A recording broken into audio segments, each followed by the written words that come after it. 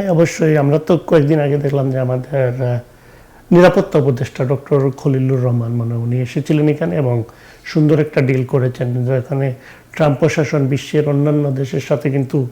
China বলেন আর অন্যান্য দেশগুলো বলেন ওইভাবে কিন্তু ছাড় দেয় না, কিন্তু বাংলাদেশকে আমরা দেখলাম যে বিরাট একটা অ্যাডভান্টেজ দিচ্ছে, যেমন তৈরি পোশাকে কোনো শুল্ক নাই। তো এটার সাথে একটা শর্ত ছিল যে সুতা কিনতে হবে। তো সুতা কিনলে অসুবিধা কি, সুতা যদি তো আমরা ইন্ডিয়ার থেকেও কিনি, তো এই সুতা যদি আমেরিকার থেকে যায় ক্ষতি কি, বা আমাদের বাংলাদেশে তো অনেক গম হয়, গম অন্য জায়গাতে কানাডার থেকে যায়, এটা আমেরিকা থেকে আমরা নিতে পারি, সয়াবিন আমরা নিতে পারি, অনেক জিনিস আছে, যেমন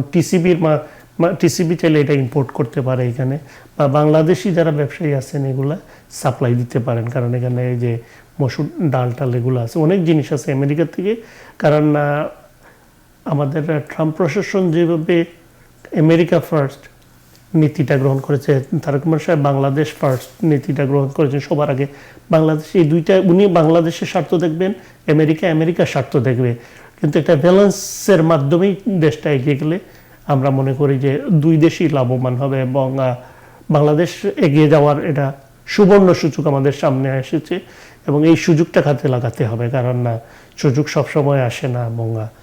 আমাদের ইয়াং পপুলেশন কিন্তু অনেক বিশাল একটা পপুলেশন, এদেরকে কাজে লাগাতে হবে।